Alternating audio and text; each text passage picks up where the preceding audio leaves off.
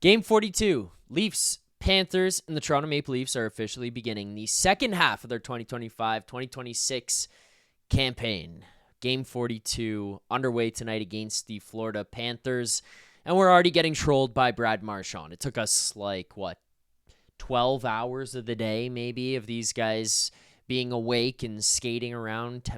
Less than that, 8 hours, 7 hours at this point of them being around the arena and in the city and around media and stuff for Brad Marchand to have quotes coming out about how he wanted to be a Maple Leaf and he was coming here. It was between Toronto and Florida, and then they ran Mitch Marner out of town and Auston Matthews can set records if he stays here. I want to hate the guy so badly, and especially because of the fact that he just constantly trolls Toronto, but there's a part of me that just looks bigger picture and is like, this is a masterclass by this guy. So if you're a Leafs fan today, you're reading the comments by this guy, don't get sucked in. He's an all-time troll. He's a rat, and it's awesome, and it's hilarious, but you shouldn't get mad about it. Yes, he's taking digs at us. Yes, some of it is kind of annoying, but it's intentional. He's not doing this stuff because he actually thinks they ran Marner out of town or that Auston Matthews is leaving. He knows he's getting a reaction out of these things, and he's doing it on purpose. So don't buy in, Leafs fans. It's okay. We're going to be okay. Let's let it go, and let's keep it moving on. Some injury news here today as we get into our game preview presentation of Bet365. And we will head over to Daily Faceoff to see our line combinations for tonight's game. Brandon Carlo does return for tonight's game. He was taking line rushes yesterday, as Rosie and I were looking at, just trying to figure out, will he or will he not return? He will return for tonight's game. So Brandon Carlo is back. William Nylander, still no idea when this guy will return to action.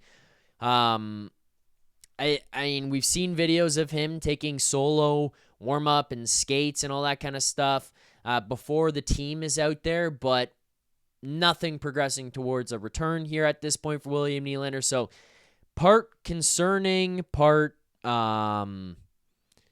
confusing, part in par with what the Maple Leafs have done this season. No idea about William Nylander.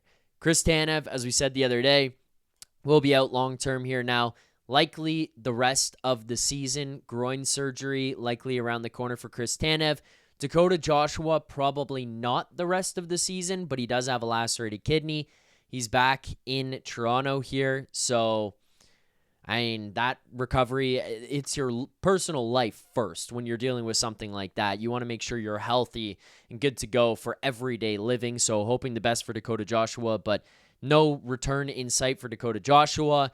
And then Jake McCabe not playing tonight. He is also injured, lower body, which came from the game the other night against the New York Islanders. So that is your injury update ahead of tonight's game against the Panthers. With that, let's jump on over to Daily Faceoff and see what we do have for players who are playing. Starting with your first line. Auston Matthews at center between Bobby McMann and Max Domi. No issues here. This line's been really good lately, generating a lot. Matthews looks like himself. Is driving play a whole lot more here. He's carrying these two guys. The one thing I will say, Bobby McMann seems to be a guy who fits there for me. Max Domi, I want more from. I think that if you can get more from Max Domi, you can get more from this line in general. Bobby McMann fills a very specific role. He doesn't hurt you too much if things aren't going the best that they could possibly go. Max Domi is a guy who can have some significant ups and some significant downs in his game. If he can just kind of level things out and give you a little bit more here right now, I think that you're going to be in an even better position. Matias Maccelli, John Tavares, Matthew Knies remain together. This is a line that I'm happy with Maccelli. I've liked Knies' game of more recently. John Tavares has kind of quieted down, and this line's not been bad, but for me, they've just had moments where they just blend into a game over the last little bit. They've certainly have moments where they look really, really good, but I want to see them be a little bit more impactful shift by shift, because I don't want to go 15, 20 minutes where it's like, okay, they did some okay stuff. They did some good stuff. Nothing great, nothing horrible, but just they're just out there. They're guys. They're playing. Like, no, okay, let's get going here. Like, You got Matthew Nyes getting back a little bit towards what he was doing last season. It hasn't really been there this year. I do think he's battling through some type of injury, but it has looked a little bit better. Michelli's play is elevated as of late. JT, just the coolant on that one. It's not like it's been bad. It's just, you're just playing. No issue, especially at his new salary cap. But you want that line to be bringing a little bit more so that you can have a better wave of attack. Down to your third line, and this is where we're talking about the waves of attack. Easton Cowan, Nick Waugh, Nick Robertson, line 3 right now. This line has been one of my favorite lines to watch. They're just fun, they're fast, they're skilled. Yeah, they've got some touch and go moments defensively where you're kind of like, oh shit, maybe don't do that, maybe don't make that play, maybe pick that guy up. But it's never anything that's disastrous. And, if they do get hemmed in, they seem to find a way to break things up rather quickly. They find a way to get up ice. They transition the puck well. They're good in the cycle game. They forecheck hard. They finish hits. Like, a lot of what these guys are doing is fun to watch.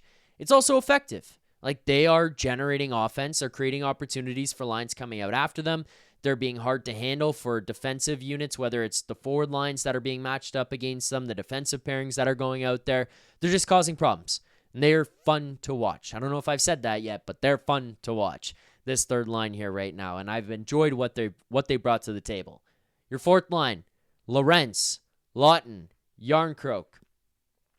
This is a line to me that's rather vanilla, I would say. Like, they are vanilla outside of Scott Lawton. Lorentz can have his moments. Yarncroke, I guess, can have his moments. I would say less so have his moments than what Lorentz can, but Yarncroke is a guy that Berube trusts. He is a rather reliable player, so he can bring that to the table. But these are guys, and this is a line that more often than not I've looked at outside of Lawton with the other two guys specifically, I should say, and said, come on, like, bring me a little bit more jam. Bring me a little bit more energy. They've not been bad. I mean, like, this whole team over the last couple of weeks, it hasn't been bad. And that's not what I'm trying to say when I say I need more from these guys. They're not bad. They're not playing bad or poorly. I think that there's more to offer from this group. I think that this line can bring a little bit more to the table based on how they're constructed. And we're just not quite seeing that as of right now. Scott Lawton, though, people are going to be pissed off hearing me say this. I know it. I've loved Scott Lawton. I think he's reliable. I think he brings a lot of heart and soul to this team. I think he brings a lot of character. I think he brings some energy. He's a guy who can fill into different positions, whether it's on the penalty kill, if it's late game situations, holding a lead, need a goal. I think this is a guy that you can trust. I think he's a guy who's a good character guy, a good locker room guy, a good guy on the bench.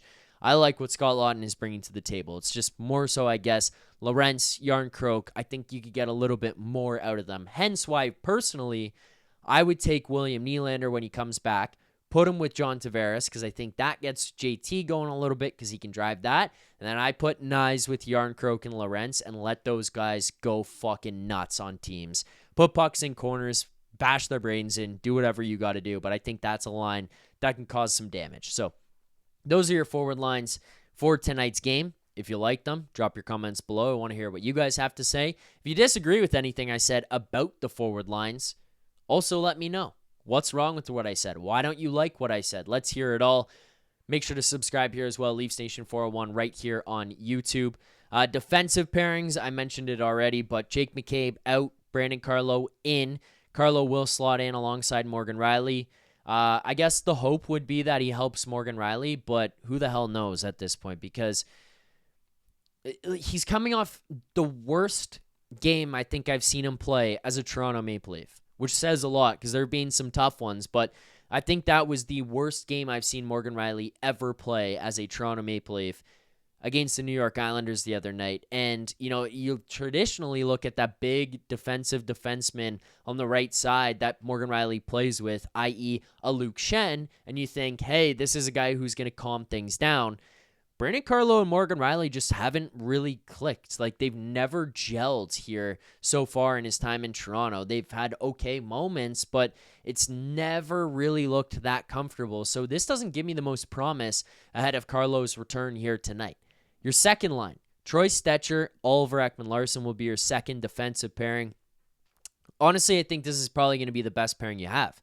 When it comes to reliability, when it comes to puck movement, when it comes to transition game, this combination is probably the most trustworthy you have on the back end. Simone Benoit and Philippe Myers, far from it. Benoit and Myers have been better of late, but if I were to look at Carlo, Rielly, Stecher, OEL, Benoit, Myers, I think the body of work of Phil Myers and the ceiling of Phil Myers gives me more optimism than what Morgan Rielly can give me. So I would take Morgan Rielly ahead slightly of Benoit and Myers. It's a tough situation defensively. No Tanev, no McCabe. You look at those two guys jumping in here, you're probably sitting with OEL, Stecher, McCabe, Rielly, Carlo, Tanev. Okay, Myers out. Maybe you slot in on your right side, Tanev onto the right side, Myers is out. McCabe comes back in, he takes Benoit out, and you're looking at a very different defensive group. Not the case, unfortunately, for tonight's game. Goaltender for tonight, we're going to get a Joseph Woll sighting in Toronto. I think it makes sense. Likely to go. Don't think that was his fault here on the weekend against the Islanders. Give him another shot at it. I got no real issues there. Sergei Bobrovsky on the other side. With that, let's get to our best bet segment. Our best bet is presented by Bet365. Whatever your bet is, it's never ordinary at Bet365. Use promo code NATION. That's NATION, code NATION, NATION. Must be 19 or older, Ontario only. Please play responsibly. If you're someone you know has a gambling problem, visit connectsontario.ca. So, we have climbed out of a hole, ladies and gentlemen. We are now down 2.6 units. So, still in a hole, but climbed a little bit out. That is in contrast to where we were at when we were down 7 units about 2 weeks ago. The team starts playing better. The bets start going better. A little bit more predictable, a little bit easier to cash some stuff. So we're rocking here right now. 6 of our last 10 we have now hit here on the previews. So we're going to try to see what we can get for another one here tonight. Before we dive into our best bet, we're going to go to the main page and see what we have for sides and totals. Panthers, -115, favored in this one. Leafs coming in at -105. Total here is 6, -115. Over, -105. Under. In terms of our best bet here, well, also just a quick note, I'm not touching this thing anyway. I think probably lean towards over, but I have no interest in betting that, and I have no interest in betting sides in this one either. We're going to go to goal scores for our best bet. We're going to click the Show More tab. We're going to scroll down a little bit, and then we're jumping on a Bobby McMann anytime goal at +350. I think Bobby's been playing a whole lot better. I think Auston Matthews driving the line, it doesn't just create more chances for him and give him more scoring opportunities. Like we're seeing this guy getting 6, 9, 5, 7 shots on goal each of the last few games, or it's just he's ramping up the shot attempts. The opportunities are coming up more and more frequently for Auston Matthews, but it's eventually going to turn into more opportunities for his line mates where they can cash on rebounds. Guys will have to take more, give more respect, I guess, to Auston Matthews right now, because the last year and a half, they could probably say, hey, it's not quite the same. Now you're going to have to give a little bit more attention to him. Could open up Domi, could open up McMahon, create opportunities for those guys. So that is our best bet for tonight. We're going a half unit, $50 at +350. That will profit you here $175. If you enjoyed this video, make sure to hit that like button. Subscribe here to Leafs Nation 401 right here on YouTube. Quick note as well, Leafs Nation After Dark, wherever you get your podcasts, all the game previews and all the post-game shows are on that feed, so make sure to check that out as well. We will be live tonight following the game against the Florida Panthers, reacting to everything that happened. We'll be taking calls. We'll be talking about the line combos, who returned, Brandon Carlo, how he looks, Joseph Woll, maybe a little bit of Brad Marchand. We'll be joined by Jay Rosehill to do all of this as well. So make sure to tune in tonight following the game. Thank you for watching. Thanks for liking. Thanks for commenting. We'll see you guys tonight. for another edition of Leafs Nation After Dark. Until then, keep believing. For more content just like this, including game previews, post-game live shows, Leafs Morning Take, Monday through Friday with Nick Alberga and Jay Rosehill with special guests, as well as instant reaction videos. Make sure to be subscribed here to the Leafs Nation YouTube channel. Turn on notifications so you don't miss anything, and drop a like.